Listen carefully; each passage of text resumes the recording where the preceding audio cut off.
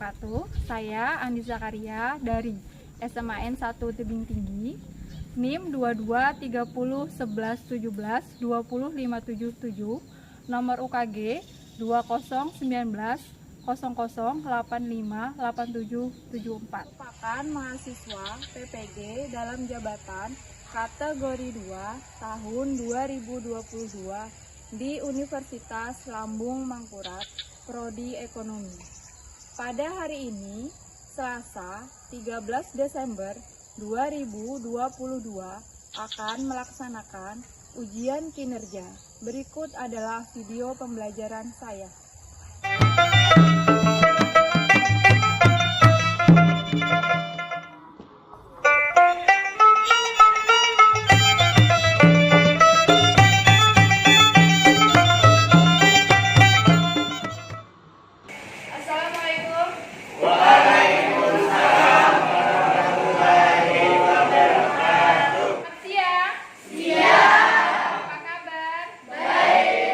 Sebelum memulai pembelajaran, alangkah lebih baiknya kita berdoa terlebih dahulu. Ayo Ahmad Sadila pimpin doanya. Sebelum memulai pelajaran pada hari ini, kita berdoa sesuai kepercayaan dan agama masing-masing. Berdoa dimulai.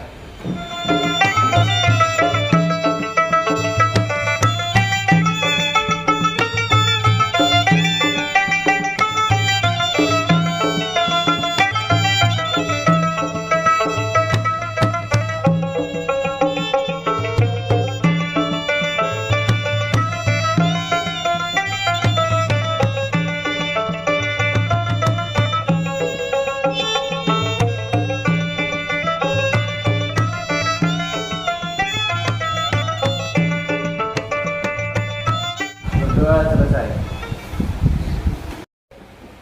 Sebelum memulai pembelajaran, Ibu presensi terlebih dahulu ya.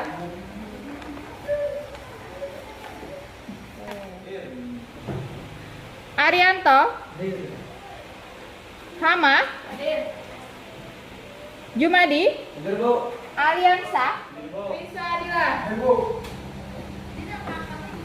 Rismawa, Siska, Sunia,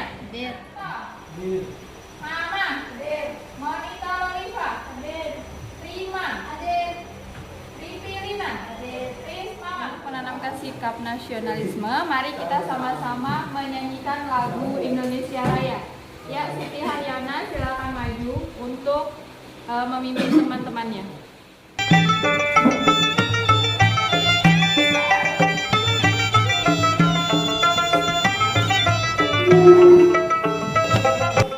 Ya, silakan berdiri dulu. Silakan Siti Haryana. Hiduplah Indonesia Raya. Indonesia, tanah airku, tanah tumpah darahku. Di sanalah aku berseru, Indonesia bersatu. Hiduplah tanahku, hiduplah negeriku, bangsaku, rakyatku semuanya. Bangunlah jiwanya, bangunlah badannya untuk Indonesia Raya, negeriku yang ku cinta. Indonesia Raya, merdeka, merdeka, hiduplah Indonesia Raya. Apakah kalian masih ingat materi kita minggu lalu? Ingat. Tentang apa? Sistem pembayaran. Ya, tentang sistem pembayaran. Ada yang masih ingat materinya? Sistem pembayaran adalah sistem yang mencakup aturan, lembaga, dan mekanisme yang dipakai untuk melaksanakan pemindahan dana guna memenuhi suatu kewajiban yang timbul dari suatu kegiatan ekonomi. Peran sistem pembayaran ada 3, yaitu pertama, mendukung terciptanya stabilitas, Kedua, mendukung kebijakan pengendalian moneter. Ketiga, mendorong efisiensi perekonomian nasional. Komponen sistem pembayaran. Pertama, kebijakan sistem pembayaran. Kedua, kelembagaan. Ketiga, peran bank sentral dalam sistem pembayaran. Keempat, alat pembayaran. Kelima, mekanisme operasional sistem pembayaran. Keenam, infrastruktur teknis. Ketujuh, perangkat hukum. Nah, pada hari ini kita akan belajar mengenai alat pembayaran.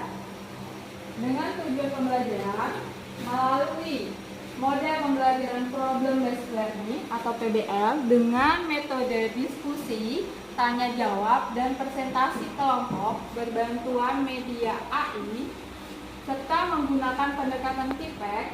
Yang pertama, peserta didik mampu menganalisis alat pembayaran tunai dengan tepat. Yang kedua, peserta didik mampu menganalisis alat pembayaran non tunai dengan tepat. Yang ketiga, peserta didik mampu menganalisis artikel tentang alat pembayaran dengan tepat. Dan yang terakhir, peserta didik mampu mempresentasikan hasil analisis mengenai alat pembayaran. Penilaiannya ada 3. Yang pertama sikap, yang kedua pengetahuan, dan yang terakhir adalah keterampilan. Nah, di sini sebelum memulai pembelajaran kita pretest terlebih dahulu. Untuk linknya Ibu kirimkan ke grup. Silakan gunakan handphonenya.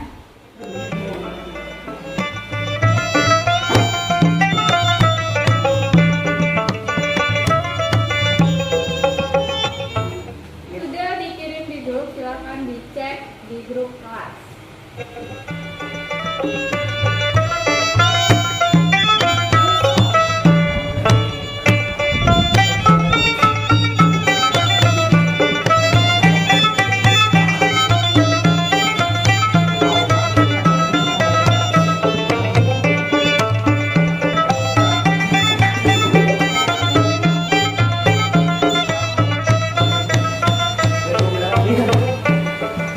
Sudah selesai? Sudah. Ya, Bu. Selesai, Ibu cek dulu hasilnya. Ternyata masih banyak di antara kalian yang nilainya di bawah KKM. Untuk yang nilainya di bawah KKM, tetap semangat mengikuti pembelajaran sampai akhir, oke? Oke. Ya, silakan kalian perhatikan gambar yang ada di layar. Nah, di sana ada 2 gambar. Menurut kamu gambar apa, Siska? Gambar belanja bayar secara tunai. Terus? Yang kedua, bayar menggunakan secara ATM. Yang kedua mau belanja pakai ATM. Menurut kamu Mawar itu gambar apa? Gambar orang bertransaksi. Gambar orang bertransaksi. Ada yang lain? Sama, Bu. Sama. Ya, di dalam gambar ini ada seseorang sedang belanja ikan dan membayarnya pakai uang. Wah, uang kertas. Ya, pakai uang kertas. Terus yang kedua, itu sedang belanja sayur dan membayarnya pakai kartu. Nah, di sini berarti sudah kita ketahui. Nah, berarti alat pembayaran itu bisa dibayar pakai uang langsung di sini, bisa juga pakai kartu. Berarti alat pembayaran di sini ada 2. Ada alat pembayaran tunai dan ada alat pembayaran non tunai. Alat pembayaran tunai. Alat pembayaran tunai pasti kalian sudah tahu kan ya? Tahu. Ada yang tahu? Tahu. Seperti apa alat pembayaran tunai? Seperti uang kertas. Iya, seperti uang kertas. Nah, alat pembayaran tunai di sini yaitu alat yang digunakan untuk melakukan pembayaran terhadap suatu transaksi. Contohnya seperti apa? Contohnya kita belanja di warung terus membayar langsung pakai uang. Itu adalah pembayaran tunai. Pembayaran tunai itu berarti berupa uang. Nah, di sini ada sejarah uang. Sejarah uang itu ada 4 macam. ada tahap barter, yang kedua ada tahap uang barang, yang ketiga ada tahap uang kertas, dan yang terakhir adalah tahap uang gira. Kita bahas yang pertama, yaitu tahap barter. Nah, kita perhatikan gambar di sini. Nah, di sini karena tahap barter itu biasanya dilakukan orang zaman dulu ya. Makanya gambarnya seperti ini. Nah, di sini seorang bapak membawa seekor ayam dan bapak satunya membawa satu keranjang buah. Mereka bertukar. Yang bapak ini menukarkan seekor ayam dengan sekeranjang buah. Ini namanya adalah barter. Contoh lainnya, misalnya Siska mempunyai beras tapi tidak mempunyai ikan. Tetapi si Jumadi mempunyai ikan dan tidak mempunyai beras. Mereka bisa bertukar. Paham tahap barter? Paham. Yang kedua tadi adalah tahap uang barang. Terang. Ada sapi, ada jagung, dan ada kuda. Tetapi tahap uang barang ini tidak efektif karena sulit untuk dibawa kemana-mana. Misalnya sapi bisa nggak dibawa kemana-mana? Bisa. Misalnya kamu keluar kota, kamu bawa juga ini sapinya, kan tidak mungkin. Makanya bergantilah ke tahap yang selanjutnya, yaitu tahap uang logam. Nah, tahap uang logam, kalau uang zaman dulu ini seperti ini, ada lubangnya di dalam. Ini ketika zaman kerajaan Majapahit. Nah, kalau sekarang uang logamnya seperti ini. Nah, di sini Ibu ada bawa contoh uang logamnya seperti ini. Ini adalah contoh uang logam. Ada nggak di zaman kalian? Ada yang pernah memakai duit ini untuk belanja? Ada. Nah, uang logam ini pun dirasa tidak efektif karena kalau jumlahnya besar, membawanya itu sangatlah berat. Kalian pernah nggak bawa uang logam ini 100.000? Nggak pernah.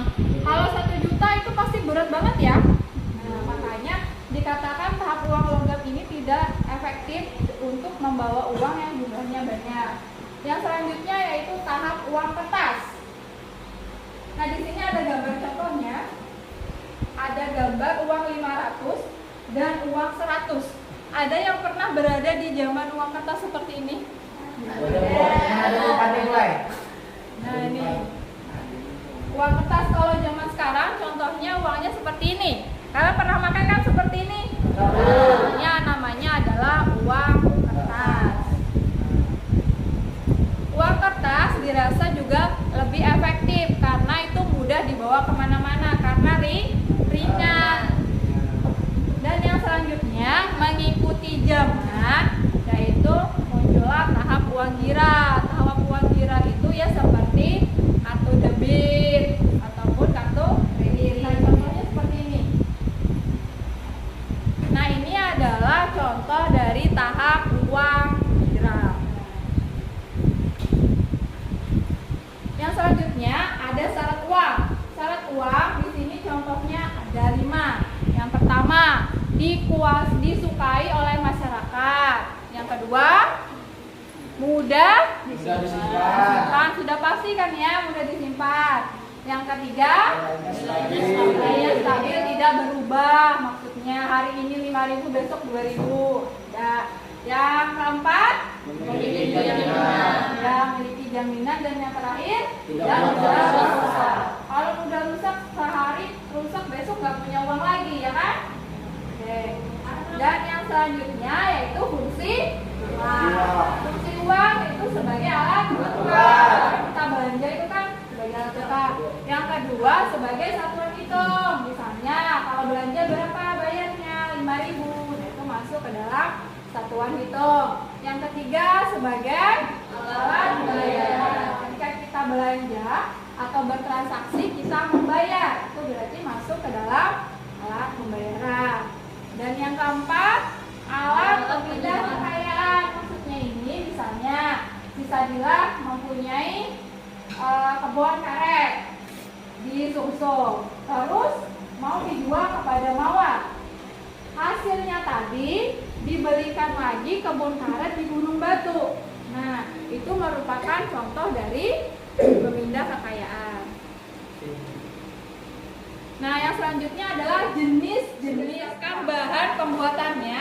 Ada uang logam dan uang kertas. Ya tadi contohnya, ini ada uang kertasnya dan ini adalah uang logam. Nah, yang kedua, berdasarkan nilainya ada uang bernilai penuh dan ada uang tidak bernilai penuh. Uang bernilai penuh itu contohnya adalah uang logam. Nih, kan angka 100-nya penuh toh. Nah, ini dinamakan uang bernilai penuh. Kalau tidak bernilai penuh itu contohnya adalah uang kertas.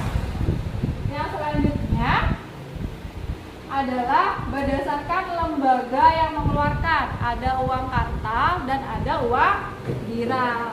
Uang kartal itu contohnya seperti uang kertas dan uang logam. Kalau lainnya uang giral itu contohnya seperti kartu-kartu ATM. Ini tidak lembaga bank sentral yang mengeluarkan, ini dari bank-bank umum bisa mengeluarkan. Di sini ada contoh dari Bank Kalsel dan ini contohnya dari Bank BRI. Dan yang terakhir itu berdasarkan kawasan berlakunya. Ada uang lokal, berarti kalau uang lokal di tempat kita adalah rupiah. Ada uang regional, ada uang internasional. Kalau internasional itu biasanya memakai dolar. Di sini Ibu ada membawakan contoh uang luar negeri. Ini ada yang tahu nggak uang apa? Rupiah. Ini uang apa? Rial. Ria.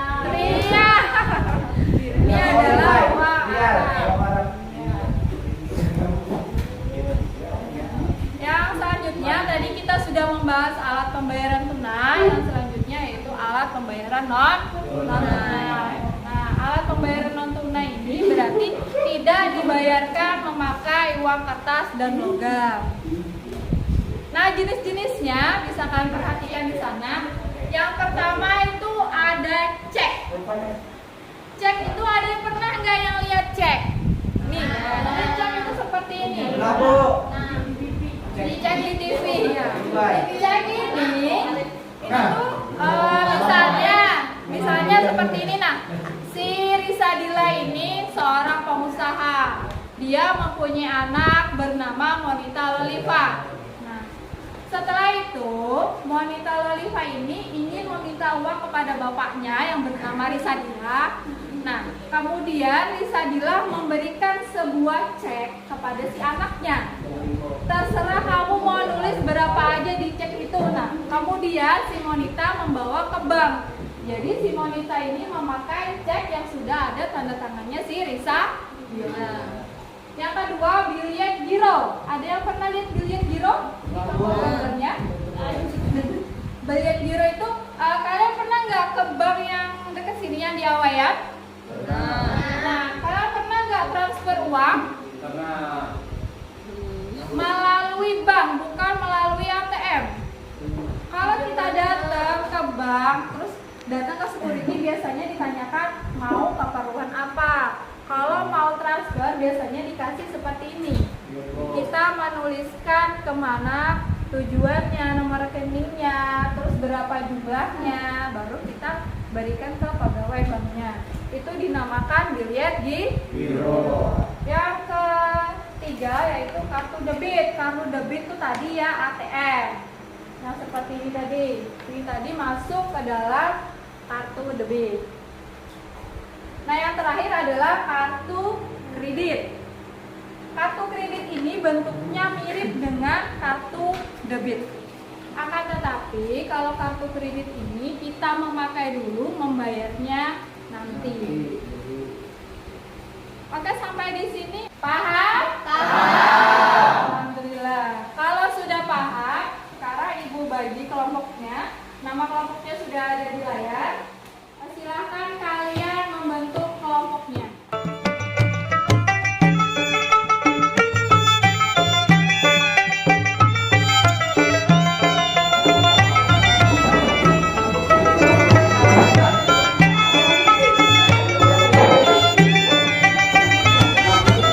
Ibu akan membagikan LKPD ke masing-masing kelompok. Nanti sebelum mengerjakan, ini dibaca benar-benar petunjuknya dan tugasnya harus selesai pada hari ini juga.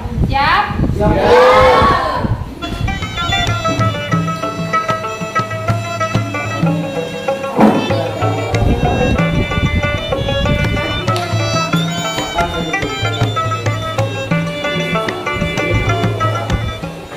Mendapatkan RKPD masing-masing kelompok, jangan lupa ditulisi nama kelompoknya, kelas dan kelompok berapa.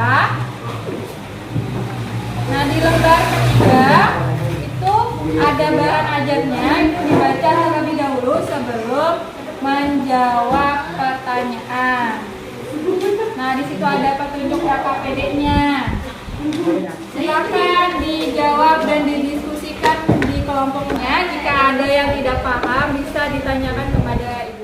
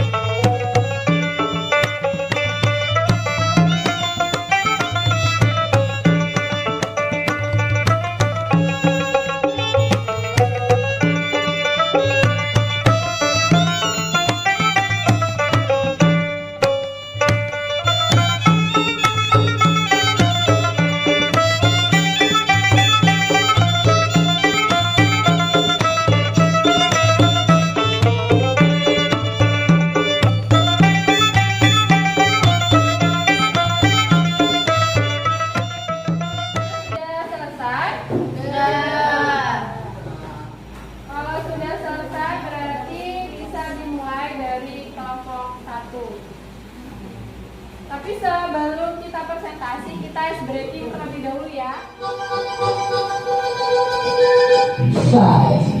4,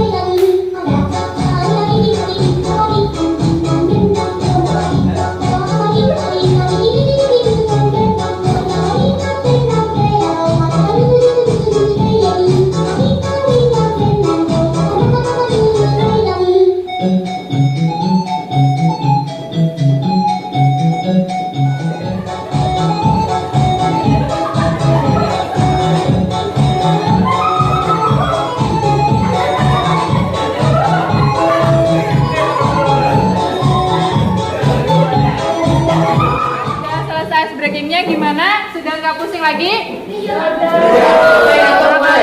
Sudah enggak, berarti kita maju untuk presentasi. Kita mulai dari kelompok 1, kelompoknya dari Bu Rismawan. Silakan untuk maju.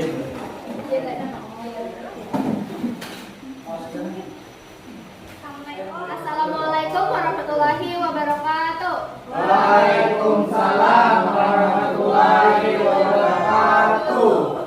Perkenalkan, kami dari kelompok 1, nama saya Rismawar, saya Iman, saya Siska, saya Sonia.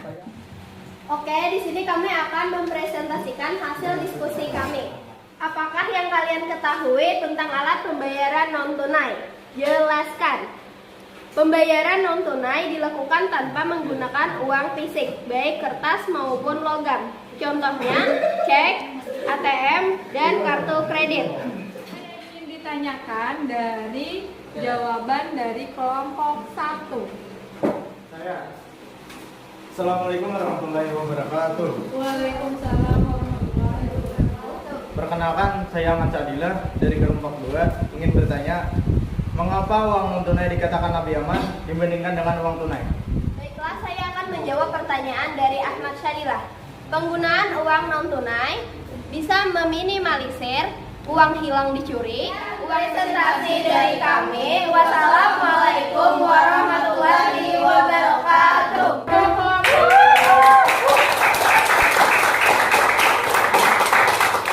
Warahmatullahi wabarakatuh. Waalaikumsalam warahmatullahi wabarakatuh.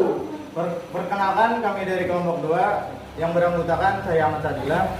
Untuk Saya Reklina. Saya Menika Lompat. Saya Aman.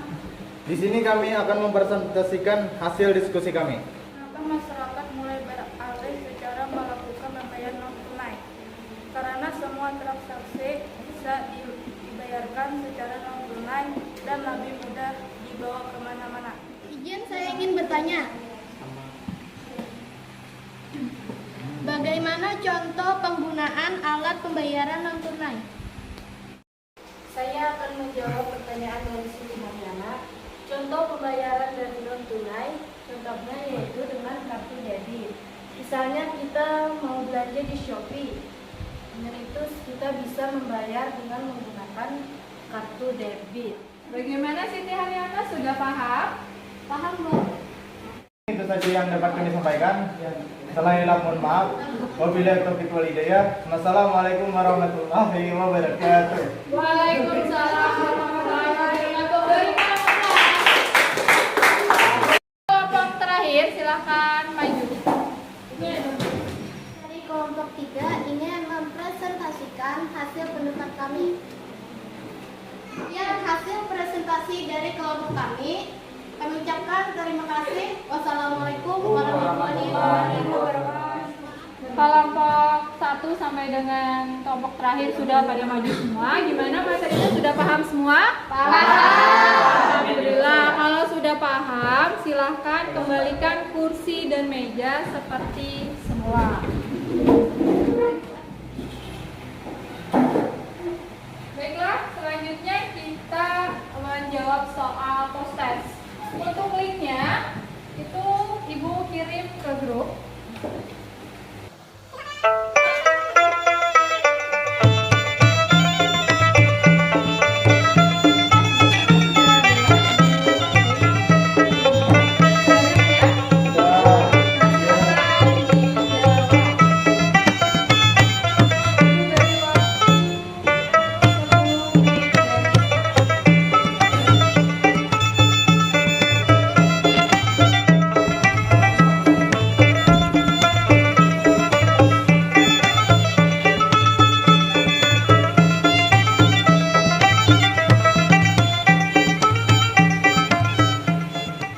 Waktunya tinggal 2 menit lagi ya.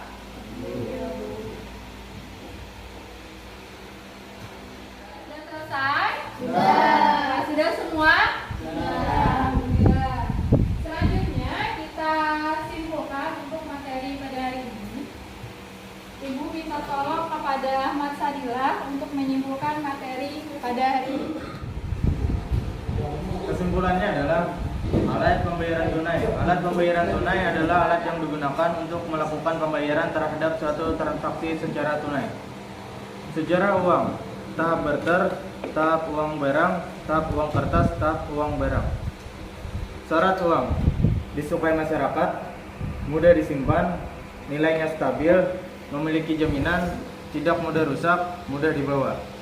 Jenis-jenis uang, berdasarkan bahan pembuatannya, uang logam, uang kertas, berdasarkan nilainya, uang bernilai penuh, uang tidak bernilai penuh, berdasarkan lembaga yang mengeluarkan, uang kertal, uang giral, berdasarkan kawasan berlakunya, uang lokal, uang regional, uang internasional.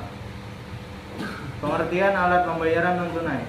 Jika pembayaran non tunai menggunakan uang fisik, maka pembayaran non tunai dilakukan tanpa menggunakan uang fisik, baik kertas maupun logam. Jenis-jenis alat pembayaran non tunai: cek, biliar giro, ATM, kartu kredit. Terus kepada Ahmad Sadila.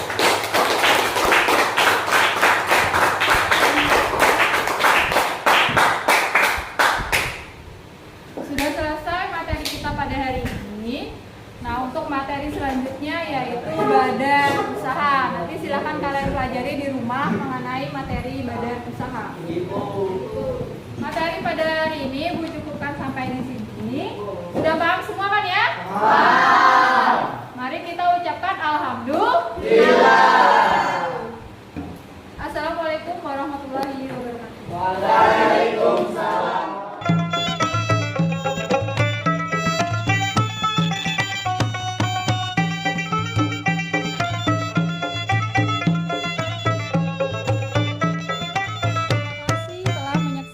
Video pembelajaran saya. Wassalamualaikum warahmatullahi wabarakatuh.